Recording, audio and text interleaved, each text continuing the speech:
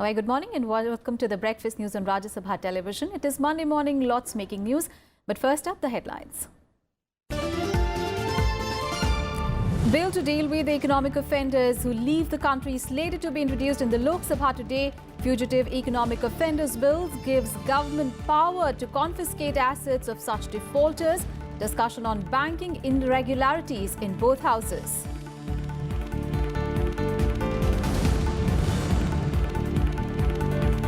Vice President Venkaiah Naidu warns lawmakers against the trend of disruptions, says people will lose trust in politicians. First National Legislators Conference adopts resolution on inclusive and sustainable development.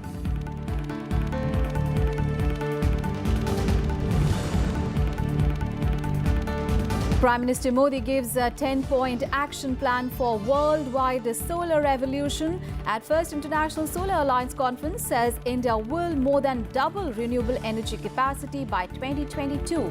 Prime Minister to inaugurate a solar plant in Uttar Pradesh with the French President Emmanuel Macron today.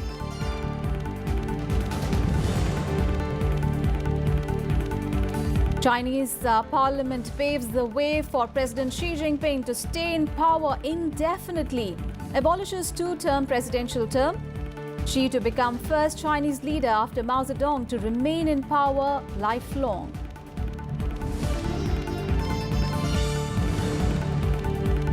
And India take on Sri Lanka in the fourth match of the Nidahas T20 tournament in Colombo in the evening today. All three teams in the series have won a game each. Women's team to take on Australia in the first ODI in Vadodara.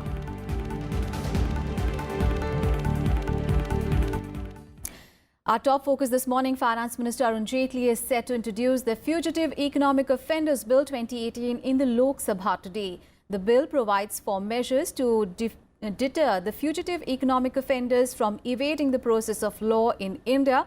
Now, the aim of the bill is to tighten the noose on economic offenders and defaulters who flee India. The bill will empower the government to confiscate any property owned by such a person in India. The proposed law will be applicable in cases where the value of offences is over 100 crore rupees. Now, the aim of the bill is to re-establish the rule of law and also force the fugitive economic offenders to return to India to face trial for scheduled offences. The bill also aims to help banks and other financial institutions to achieve higher recovery from financial defaulters that have been committed by such fugitive economic offenders. Well, after the first week of the second part of the budget session was disrupted due to multiple issues, including the PNB fraud case, now both houses of parliament are set to discuss banking irregularities today. In the Rajya Sabha today, a short duration discussion is slated on reported scams in some public sector banks and the failure of the banking regulators to check them. Rajiv Chandrasekhar, Naresh Gujral, Anil Desai, Harivansh, Rupa Ganguly and R.K. Sinha will take part in the discussion. And in the Lok Sabha, the discussion is slated to be raised by N.K. Premchandran on the Revolutionary Socialist Party and the K.C. Venugopal of the Congress Party, and the leaders will raise the issue of alleged systemic irregularities in the sector over the years and the impact on the Indian economy. The discussion will be held under Rule 193 that does not entail voting. The issue has been on the business of the lower house since Tuesday last week, but no discussion has been possible following repeated disruptions over multiple issues.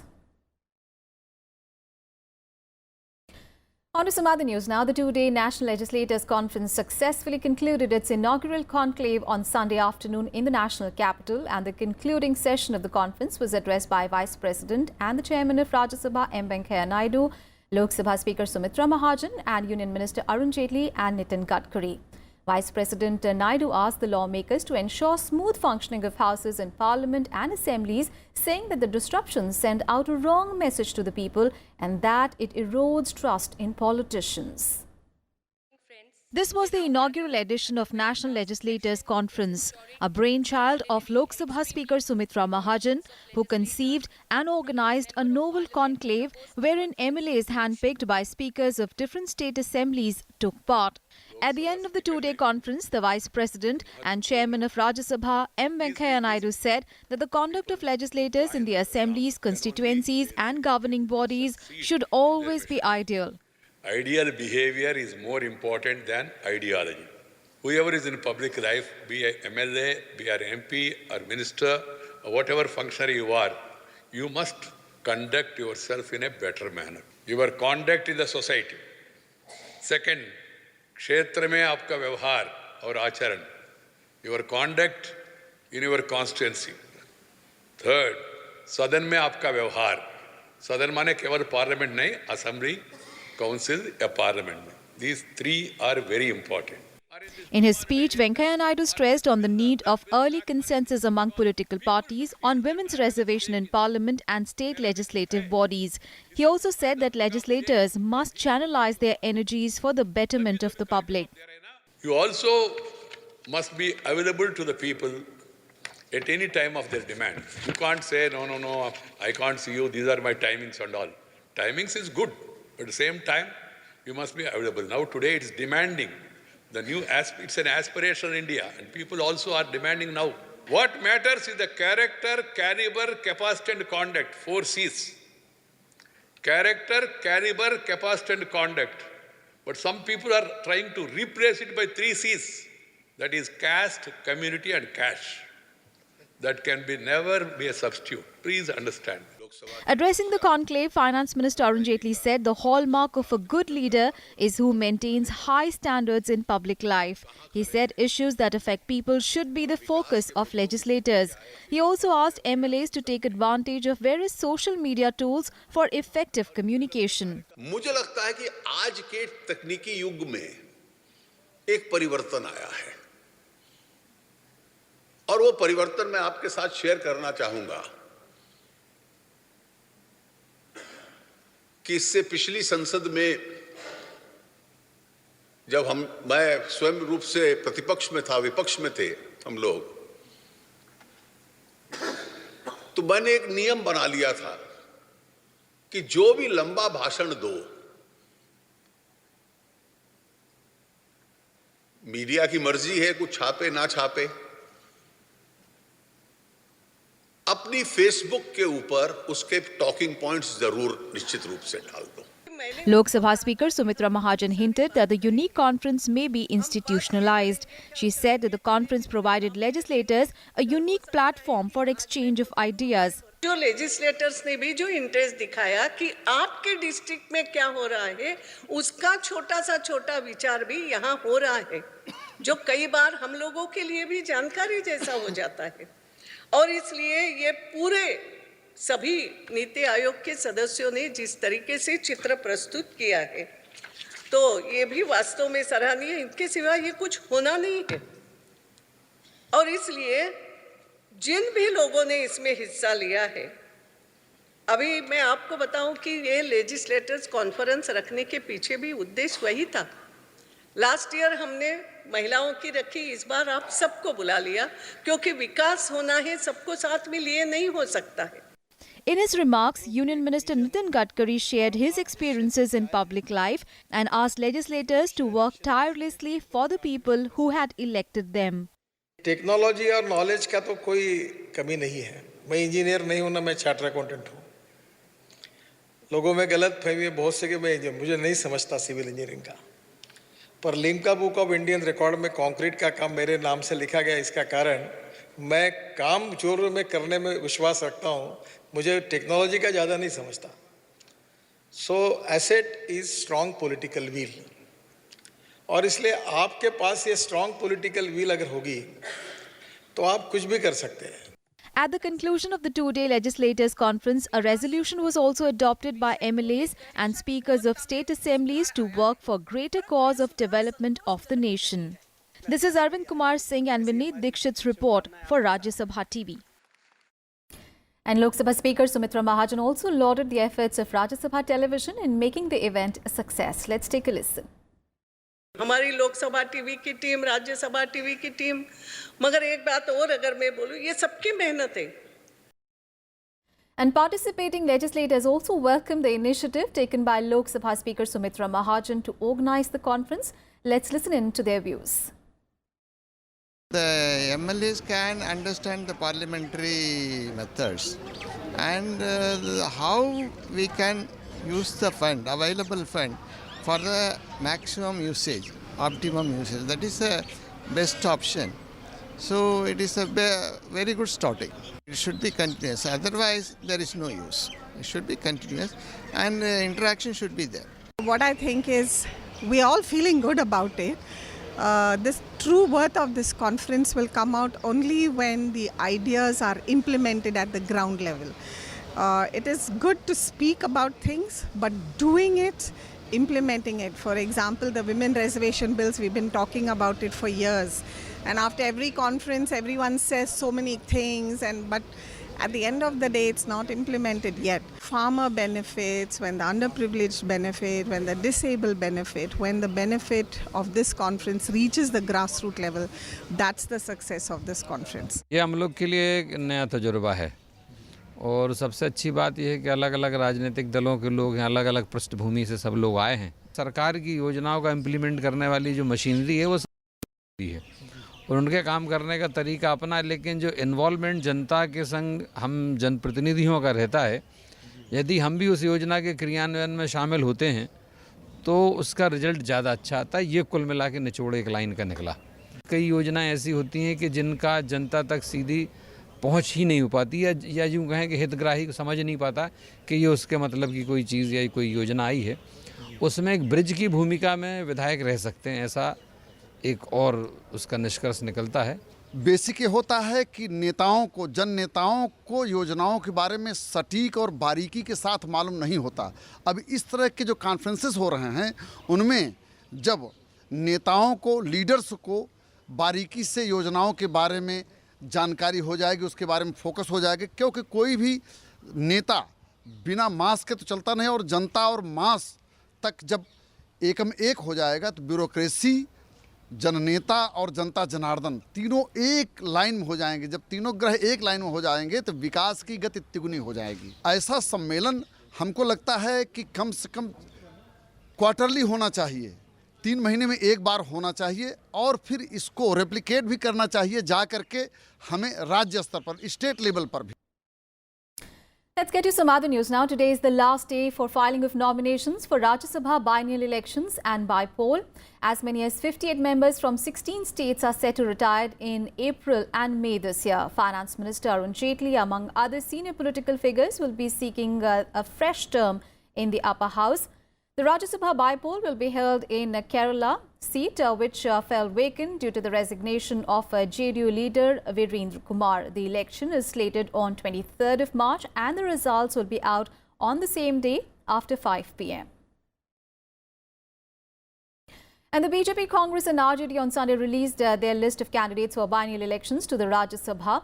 And the BJP has cleared the names of 18 candidates for the upcoming polls, including former Maharashtra Chief Minister Narayan Rane, BJP General Secretaries Anil Jain and GVL Narasimha Rao from Uttar Pradesh, Ashok Bajpai, Vijaypal Singh Tomar from Uttar Pradesh, Saroj Pandey from Chhattisgarh and Anil Baluni from Uttarakhand. Now, the Congress party has cleared the names of its 10 candidates, which include party spokesperson Abhishek Manu Singhvi, who will contest from West Bengal. The party also cleared names of Ami Yagnik and former Union Minister Naranbhai Ratwa from Gujarat. Dheeraj Prasad Sahu will contest from Jharkhand, while Rajmani Patel will be Congress's candidate from Madhya Pradesh. And the RJD has also named its national spokesperson Manoj Jha and Ashfaq Karim as its candidates from Bihar. And Prime Minister Narendra Modi will receive French President Emmanuel Macron in Varanasi today, and the two leaders will then leave for Mirzapur, where they will jointly inaugurate a solar plant and also visit the Trade Facilitation Centre before returning to Varanasi. Prime Minister Modi and President Macron will then go to famous Asi Ghat in Varanasi, where they will board a boat for a ride along the ghats of the Ganga. Prime Minister Modi will also host a lunch at the Taj Hotel in honor of the French President. On Sunday, French President Emmanuel Macron visited the Taj Mahal in Agra.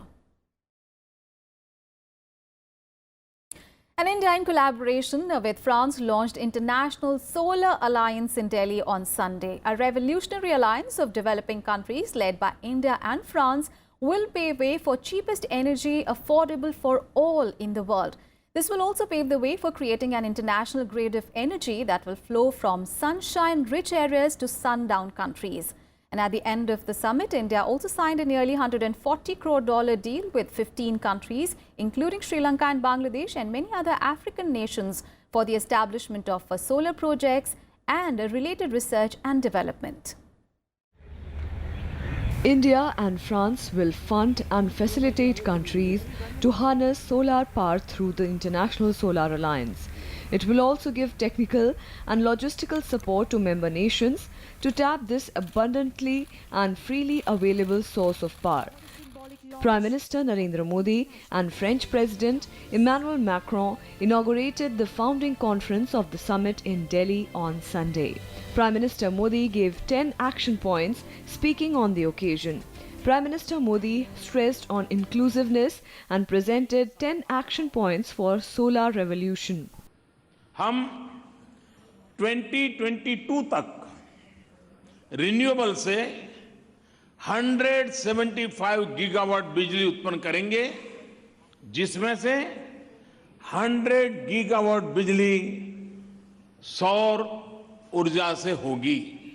Mr. Prime Minister, you made a dream, and we did it. It was about this International Solar Alliance. It was 2 years ago, it was just an idea at that time, and we decided all together to act very concretely. And today is a big change. India and France have put the target of investment of $1,000 billion for achieving the goal of the International Solar Alliance. While both the countries will put the seed money, gaps will also be filled by New Development Bank, controlled by BRICS, European Development Bank, and even the World Bank and other multilateral banks. Member nations also hoped that many more countries will join this effort initiated by India. I am confident that the deliberations that we have set out today will navigate our joint effort towards practical cooperation, and that the rest of the global community will join forces with the alliance. International Solar Alliance will work to reduce the burden of pollution due to fossil fuels like petrol, diesel and coal. It will also provide consultation and technology to needy countries where sunlight is available in abundance. India has already started working on it and will launch a solar technology mission soon for the benefit of developing countries who lack such capabilities. Bharat solar technology के gap को भरने के लिए solar technology mission भी शुरू करेगा. But altogether, we take a new commitment, which is just to deliver, to get concrete results for our countries and for our planet. The idea of International Solar Alliance was put forward by Prime Minister Narendra Modi at the 2015 Paris Conference of Parties on Climate Change, and France readily agreed to join hands. Now the number of countries interested in alliance has reached 121, with 61 countries already joined the alliance and 32 ratifying it. This is the first major initiative of India and the most relevant to reach out to most of the developing countries directly. Though it is an one-issue alliance, but indeed it will help enhance political clout and influence of India in the world. Now it is up to the Indian business community and entrepreneurs to check out the plan accordingly and exploit this opportunity. Akhilesh Soman for Rajya Sabha Television with camera person Manoj in Delhi. And even before the Solar Alliance was launched, India was already supporting African nations with the training and skills to utilize solar energy. Now, Barefoot College in Tilonia in Rajasthan has been promoting and training rural women solar engineers from Africa in the fabrication, installation, use, repair and maintenance of solar lanterns and household solar lighting under the Government of India sponsored programs. These trained women are called solar mamas. And on the sidelines of International Solar Alliance Summit in Delhi, Rajya Sabha television spoke to some of these solar mamas, and they believe that the Solar Alliance will further boost their endeavours to lighten their houses in their respective countries. Let's take a listen. There are solar mamas from different countries who are taking training in Tilonia. What are you learning there in Tilonia? I'm learning installing lightning home and also a SAS controller and LED lamp. Okay. So how do you think that this alliance can help you in your country? This solar engineer, it can help me very well in my country because my country or my village is like a village where there's no electricity. That's why it was so interested for me to be in this college to learn so that I can provide energy in my village. I think this electricity, it's gonna help me because where I'm living, there's no electricity, there's no like even radio, so to come to the network, it's very difficult. So once I go back to my country, I think that each and every place usually doesn't have electricity. I will try to put in electricity. So you see that these are the countries which have been living in dark for most of the times, and now they are seeing a ray of hope in International Solar Alliance being initiated by India in collaboration with France. It will be interesting to see that how their communities and their governments help them in lighting their individual and community life. Akhilesh Suman for Rajya Sabha Television with camera person Manoj in Delhi. Now, shifting focus, in a 3-day Akhil Bharatiya Pratinidhi Sabha or the conclave of the RSS and its affiliates ended in Nagpur on Sunday. And after being re-elected as the General Secretary of the RSS, Bhayaji Joshi expressed concerns over ongoing banking frauds in the country and called for a foolproof banking system to prevent such frauds in the future. And on the issue of Ram Mandir, Bhayaji Joshi said that the verdict on the issue was awaited and added that efforts to build a consensus on the issue will always be welcome. After the Akhil Bharatiya Pratinidhi Sabha, the highest decision-making body of the RSS re-elected Bhayaji Joshi as General Secretary, Manmohan Vaidya and Mukund C.R. were appointed as Joint General Secretaries of the RSS following the expansion of activities of the organization. These appointments were in addition to the current Joint General Secretaries Suresh Soni, Krishna Gopal, Dattatreya Hosable and V. Bhagaiya. Meanwhile, General Secretary Bhayaji Joshi said that a process has to be followed after court's verdict for Ram Mandir construction. He also said that efforts to build a consensus on Ram Mandir will always be welcome. आम सहमति से बने ये तो हमने पहले से कहा है, परंतु इतने वर्षों का अनुभव ये बताता है कि आम सहमति बनना इतना आसान नहीं। आम सहमति बनना इतना आसान नहीं क्योंकि समाज के कई प्रकार के समूह रहते हैं।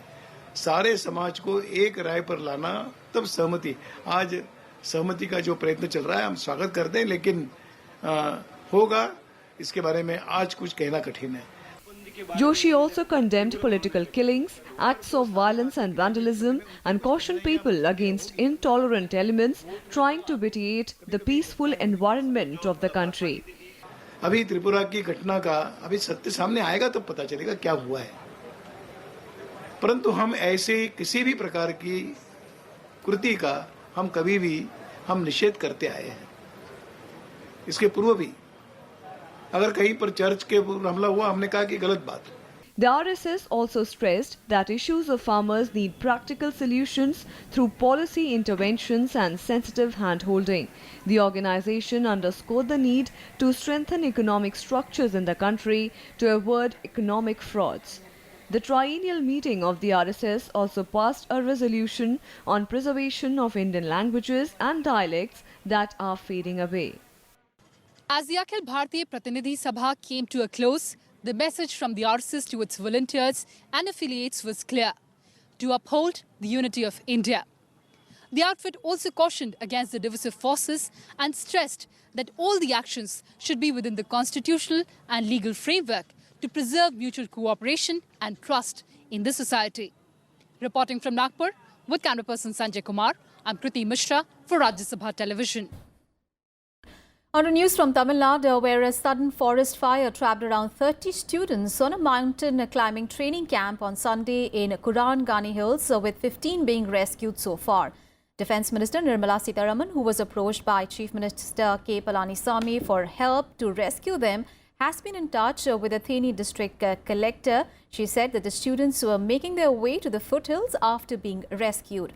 In a series of tweets, she also said that 2 helicopters of the Indian Air Force from the Sulur base near Coimbatore were being sent to assist in the rescue operations. In another tweet, quoting the collector, she said that a medical team has also been sent to the spot and the employees of a nearby private tea estate were also assisting in the rescue operations. According to police, the students were training in Kurangai Kozhuku Hill area when the fire suddenly broke out around noon. On a 3-day visit to Mauritius, President Ramnath Kovind and First Lady Savita Kovind met President of the Republic, Dr. Amina Gorib, on Sunday. The President, who paid a courtesy call to his Mauritian counterpart at Le Reduit, which is the State House of the Republic of Mauritius, left a message along with his signature in the visitor's book.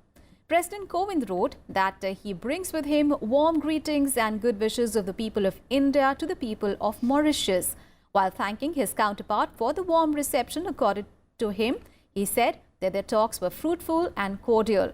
President Kovind also hoped that India-Mauritius partnership will deepen even further in the days ahead.